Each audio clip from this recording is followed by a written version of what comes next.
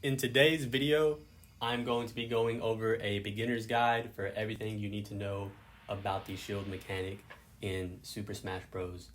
Ultimate. So I will be going over what your shield is, how to do it, and then some tips and tricks on things that you may not have known about your shield. So in Super Smash Bros. Ultimate, you have a mechanic called shield, which looks like this on Sephiroth and this on Sora. As you can tell, they're basically the same thing, right? So what the shield does is that it allows you to block hits in the game, right? Pretty obvious, right? When it comes to projectiles or regular hits. So if Sora shoots his fireball at me, it'll look like this, right? So it's as simple as that, right? It just allows you to block hits. However, there are some things that you need to take into consideration with your shield. So the first one is that what a shield cannot block is a grab. So if someone's grabbing, one of the things you can do in this game, or rather if someone is shielding, one of the things you can do in this game is grab them. And that's a counter to if someone is shielding, because a grab will always go through a shield. You know, different characters have different types of grabs. Some have short range grabs, some have long range grabs, but every character in the game has a grab. And some also have command grabs, which are special moves, which will also go through shields. Another note about your shield is that the longer you hold it, the smaller it gets. If it gets extremely small all the way to the end, a few things happen.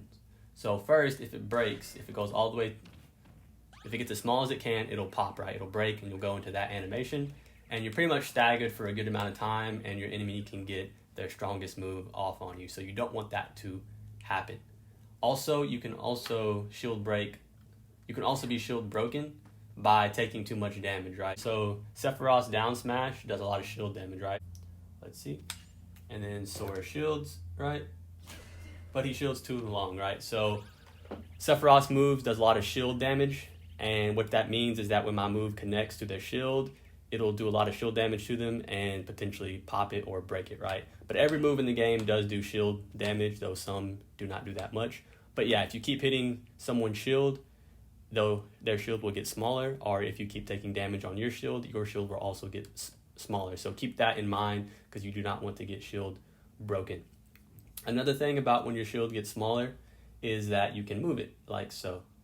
And why would you want to do this? Well, it's because as my shield gets smaller and smaller and smaller, right? So when it first starts out, it covers my entire body, right? So let my shield recharge. So actually that's another thing with your shield is that if you want it to regenerate, you simply just don't use it and it'll recharge on its own, right? So that's how you get your full shield back. So now that my shield's recharged, you'll see that it covers my entire body, right? However, as it gets smaller, you see that it starts to not cover my entire body. So if your shield is very small, right, and it doesn't cover your entire body, let's say my head and my feet, that means those parts of my body are open. So the enemy can do something called shield poking you, which means that they're hitting the parts of your body that aren't protected by your shield because your shield is very small, right? So for example, Sephiroth's down tilt, right? If Sora starts to shield and his shield gets really small and doesn't cover his feet anymore, I'm going to down tilt him like that and it's going to hit him as you just saw there. However, if he has a full shield, which I'll show you here, and I down tilt him, he'll just shield it, right? So that's what a shield poke is. So you got to be careful when it gets smaller because you will shield poke. However, like I mentioned, you can move your shield around, which means that as your shield gets smaller, let's say you want to protect your feet, right? What you can do, so as my shield gets smaller, is I can tilt it down and still protect my feet, right? Or my head. So even though your shield gets smaller, you can move it around your body to protect the areas that you think your opponent is going to attack you in. So also, you cannot shield in the air. And when you're in the air and you try to do shield, you actually do a air dodge. And I'm not going to go over your dodge mechanic in this video. However, I will post a link to it in the description as you do it by using your shield button. And something else you do by doing your shield button is something called a parry. I will not be going over a parry in this video, but I will also provide a video link in the description of this video to the parry mechanic in this game.